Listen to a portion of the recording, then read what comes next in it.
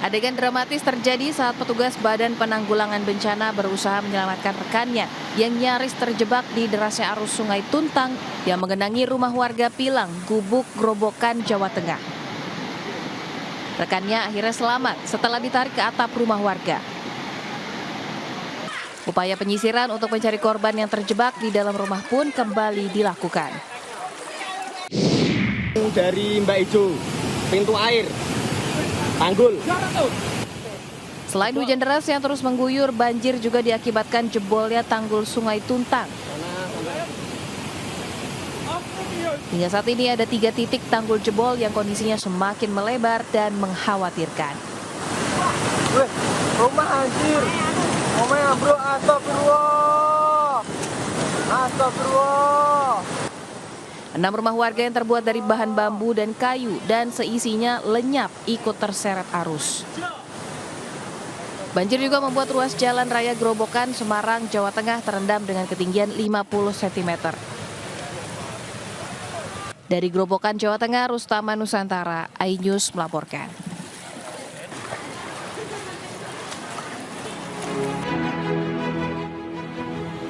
Detik-detik tebing longsor terekam kamera ponsel pengguna jalan di ruas Jalan Kolonel Masturi, Kecamatan Cisarua, Kabupaten Bandung Barat. Akibat longsoran tebing setinggi 15 meter ini mengakibatkan material tanah bercampur lumpur dan ranting pohon menutupi badan jalan. Beruntung, kejadian ini tidak sampai menimbulkan korban lantaran tidak ada kendaraan yang melintas di lokasi. Cimahi, berada nih, longsor lagi. Longsornya tebing terjadi secara tiba-tiba tanpa diawali hujan terlebih dahulu. Diduga penyebab tebing longsor karena ada rembesan air dari pipa yang membuat tanah menjadi labil. Untuk membuka ruas jalan, petugas BPBD bersama TNI Polri membersihkan material sisa longsoran. Selama proses tersebut, polisi mengalihkan arus lalu lintas melalui jalur alternatif. Dari Kabupaten Bandung Barat, Jawa Barat, Yono Wahyu, iNews melaporkan.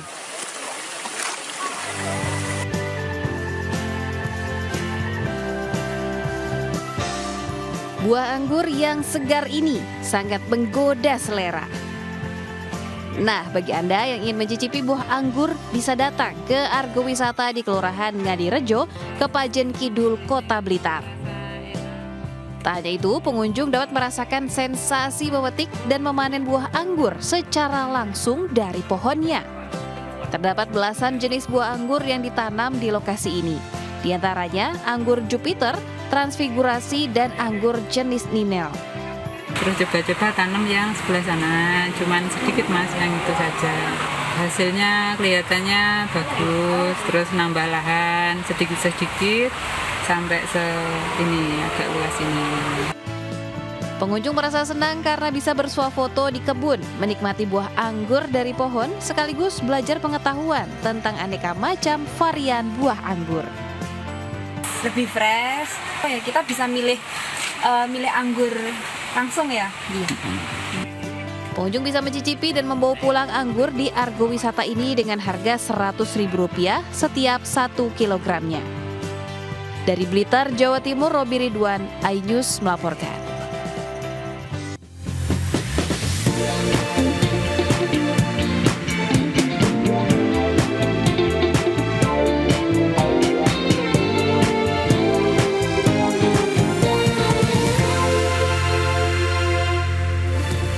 Halo, selamat siang pemirsa. Buletin iNews Siang kembali hadir menemani aktivitas Anda bersama saya Yasmin Atadia. Inilah Buletin iNews Siang selengkapnya.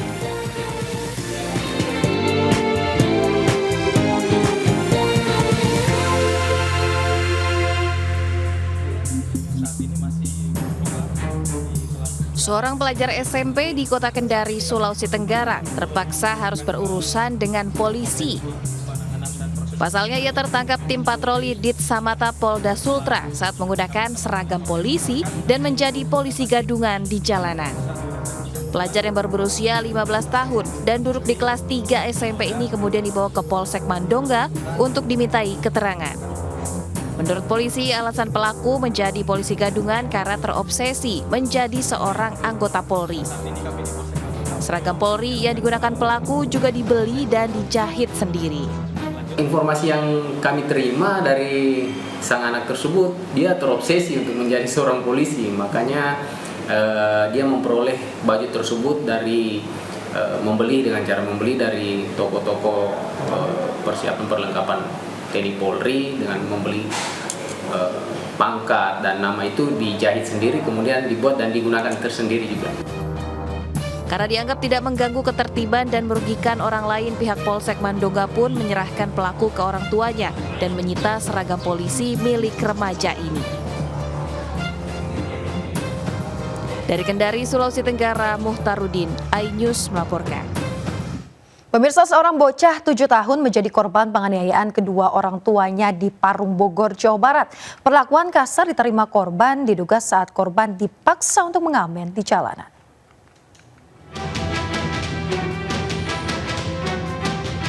Bocah 7 tahun yang malang ini mengalami luka sayatan pada tubuh di bagian punggungnya. Mirisnya luka ini ia dapatkan dari bapak kandungnya sendiri. Bocah ini dianiaya lantaran kerap menolak untuk ikut mengamen oleh kedua orang tuanya.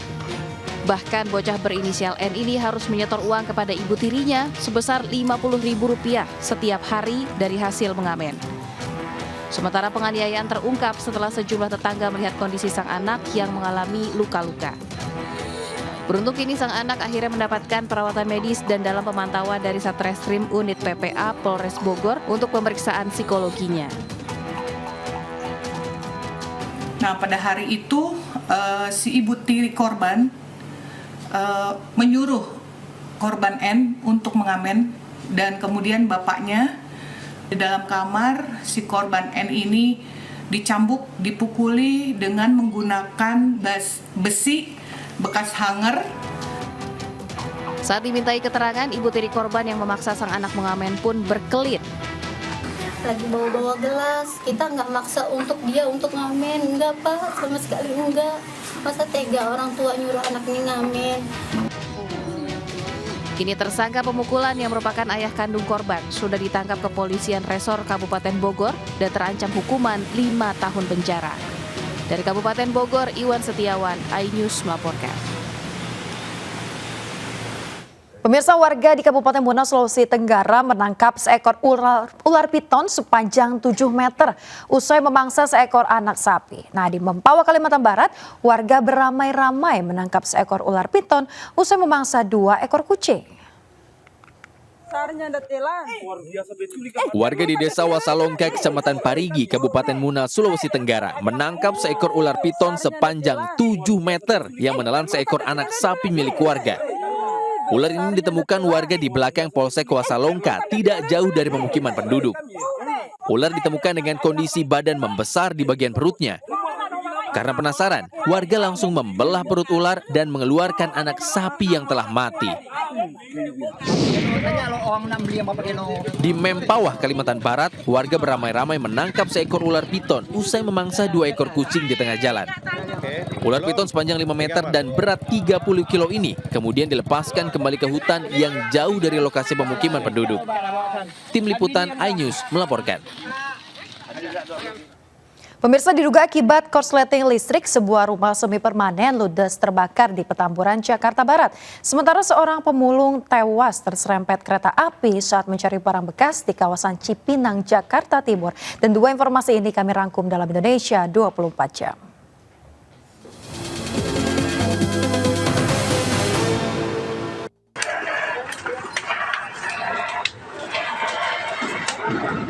Petugas damkar dibantu warga memadamkan kobaran api yang membakar sebuah rumah semi permanen di kawasan Grogol, Petamburan, Jakarta Barat. Mengetahui rumahnya ludes terbakar, wanita pemilik rumah menangis histeris.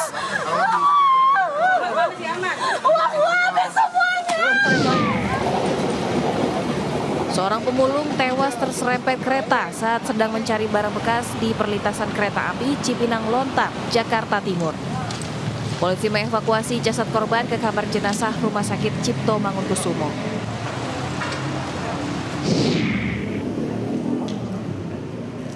Didampingi tim hukum dan advokasi TPN, Ganjar Mahfud Aiman Wicaksono mengajukan permohonan pra-peradilan di Pengadilan Negeri terkait penyitaan barang pribadi oleh penyidik Polda Metro Jaya.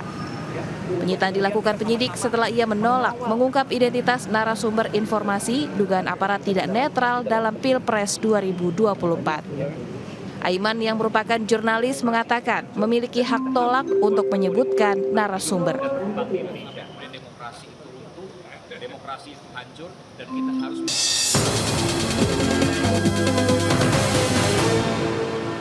Kita ke informasi berikutnya, pemirsa. Dituding berbuat mesum di dalam mobil, seorang warga negara asal Korea Selatan babak belur dianiaya oleh anggota geng motor di Bandung, Jawa Barat. 4 tersangka ditangkap polisi, sedangkan seorang pelaku lainnya dalam pengejaran. Ji Hyun Lee, seorang WNA asal Korea Selatan, menjalani perawatan medis di sebuah rumah sakit di kota Bandung. Pria 32 tahun ini mengalami sejumlah luka di tubuhnya usai dianiaya sejumlah anggota geng motor. Setelah korban membuat laporan, polisi menangkap 4 pemuda pelaku penganiayaan. Awalnya mobil yang ditumpangi korban bersama teman wanitanya mogok saat hendak pulang ke kawasan Padalarang. Saat bersamaan melintas gerombolan geng motor yang meminta korban turun dari mobil. Lantaran korban ketakutan, ia memilih bertahan di dalam mobil hingga terjadi perusakan kendaraan dan penganiayaan. Keempatnya telah terdeteksi, sudah didatakan bahwa seluruhnya pelaku merupakan bagian dari XTC Kota Cimahi. Mereka jalan random, ketemu dengan mobil yang sedang berhenti dan menyala, dikira sedang melakukan asusila, padahal tidak, kemudian langsung melakukan pengeroyokan. Kini seorang pelaku yang kabur masuk dalam daftar pencarian orang. Dari Bandung, Jawa Barat, Yuwono, iNews melaporkan.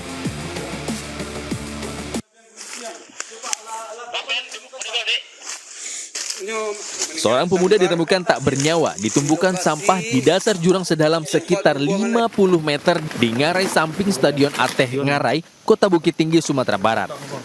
Siswa kelas 8 SMP Negeri 04 Bukit Tinggi ini sebelumnya sempat terekam CCTV tengah lari dari kejaran pengemudi mobil yang diganggunya bersama teman-temannya.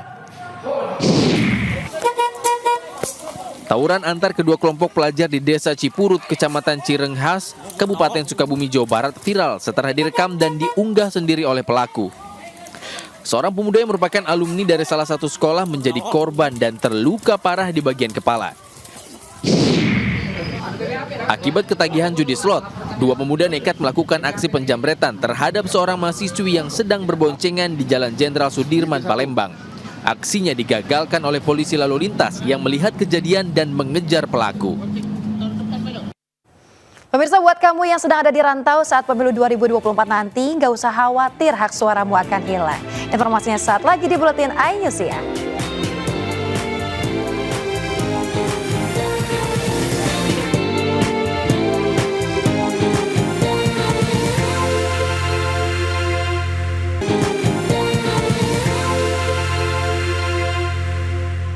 Pemirsa, terima kasih Anda masih bersama kami di Buletin iNews Siang. Kita ke informasi berikutnya, pemirsa. Masuk musim hujan ini tak hanya curah hujan tinggi yang harus diwaspadai, tapi juga jalan berlubang. Seperti di sejumlah jalan di Jakarta, pemirsa, salah satunya di Jalan Otista Raya, Jakarta Timur yang mengalami kerusakan. Bahkan menurut pengendara, rusaknya jalan ini telah terjadi sejak sepekan silam dan sangat membahayakan pengendara motor. Pengendara harus menurunkan kecepatan saat melintasi Jalan Otista Raya menuju Dewi Sartika, Jatinegara, Jakarta Timur. Ini karena banyaknya lubang di tengah jalan. Beberapa di antaranya memiliki kedalaman 10 cm atau lebih dan berdiameter antara 50 hingga 100 cm. Rusaknya jalan juga membuat material seperti kerikil dan serpihan aspal berserakan di jalan dan sangat membahayakan bagi pengendara, terutama pengendara roda 2. Menurut pengguna jalan, kerusakan ini sudah terjadi sejak seminggu yang lalu akibat tergerus hujan. Dalam itu cukup dalam ya, berdiameter 1,5 meter. Iya. Terus dari arah Kampung Melayu menuju dari Sartika. Bahaya sih, tapi masih ada yang nggak kelihatan terus yang robos gitu aja. Sejumlah pengendara berharap agar jalan yang rusak segera diperbaiki agar tidak membahayakan pengendara, terutama kendaraan roda 2. Dari Jakarta, Rio Manik, iNews melaporkan.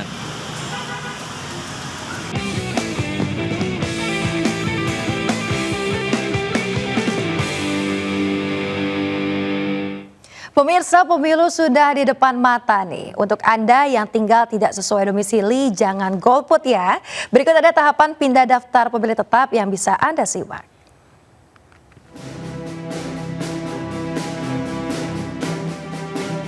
Buat kamu yang sedang ada di rantau saat pemilu 2024 nanti, tak usah khawatir, hak suaramu hilang. Komisi Pemilihan Umum Republik Indonesia menetapkan aturan untuk mengajukan pindah TPS atau pindah memilih dalam pemilu 2024. Tentunya ada sejumlah syarat dan ketentuan untuk mengajukan pindah memilih pemilu 2024 yang harus disiapkan. Pertama, masyarakat yang akan pindah bisa memilih datang ke Panitia Pemungutan Suara atau PPS, atau Panitia Pemilihan Kecamatan atau PPK atau KPU Kabupaten atau Kota. Ingat, pengurusan pindah TPS tidak bisa dilakukan secara online ya.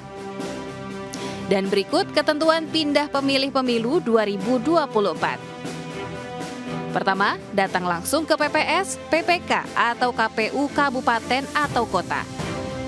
2. Bawa bukti dukung alasan pindah, misal surat tugas. 3. KPU akan memetakan TPS mana di sekitar tempat tujuan. 4. Pemilih diberikan bukti dari KPU berupa formulir A5 pindah memilih. Catat nih, waktu mengajukan pindah memilih maksimal 7 hari sebelum pemungutan suara. Cukup mudah kan untuk mengurus pindah tempat pencoblosan? Jadi nggak ada alasan lagi buat golput, tidak menggunakan hak suara. Pemirsa, Kementerian Ketenagakerjaan resmi menetapkan Rabu 14 Februari 2024 sebagai hari libur. Menteri Tenaga Kerja menyebut bagi pekerja yang tetap masuk kerja di tanggal tersebut berhak mendapat upah kerja lembur dan juga hak-hak lainnya.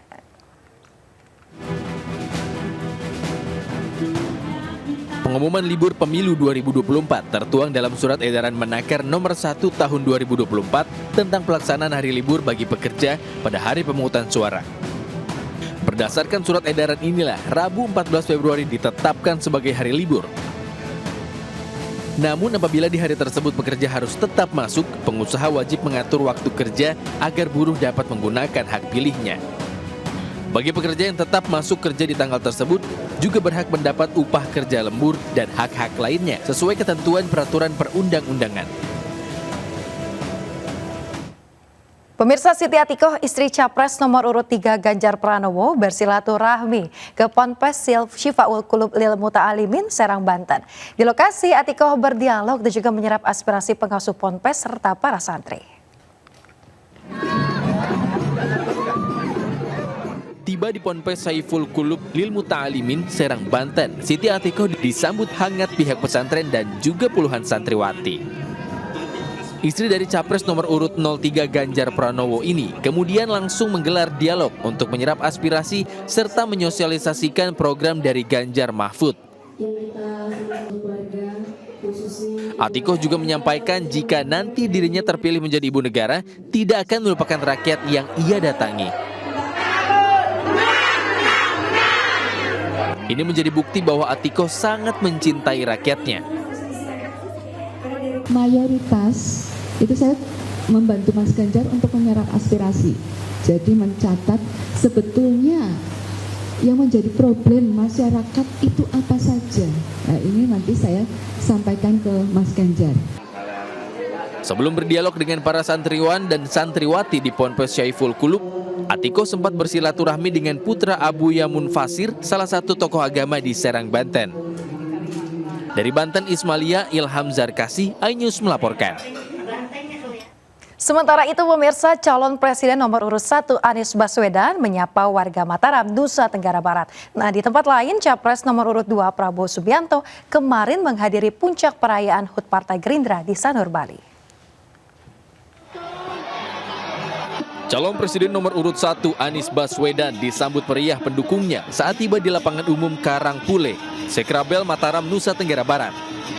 Anies mengaku terharu dengan sambutan yang diberikan oleh masyarakat Mataram yang rela datang untuk menemui dirinya. Dalam orasinya, Anies menyerukan kepada pendukungnya untuk gencar menyebarkan semangat perubahan, di antaranya sektor pendidikan dan kesejahteraan yang menjadi program prioritas pasangan Amin. Anies juga berpesan kepada pendukungnya untuk memenangkan pemilihan legislatif agar program-program pasangan Amin dapat berjalan dengan dukungan parlemen.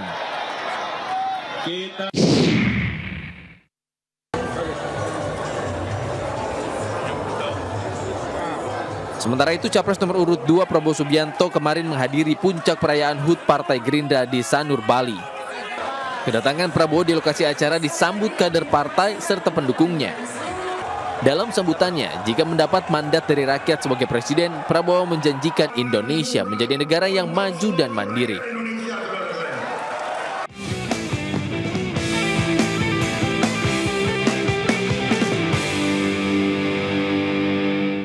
Pemirsa, informasi tadi menandai akhir jumpa kita hari ini. Mari ulurkan tangan Anda untuk berbagi kebaikan kepada sesama bersama MSI Peduli melalui nomor rekening di bawah ini atau bisa dengan scan kris berikut melalui aplikasi uang digital Anda. Informasi lebih lengkap juga dapat diakses di msipeduli.org.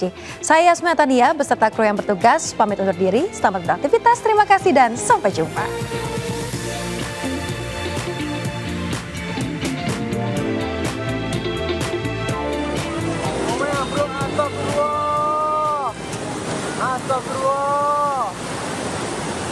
Astagfirullah.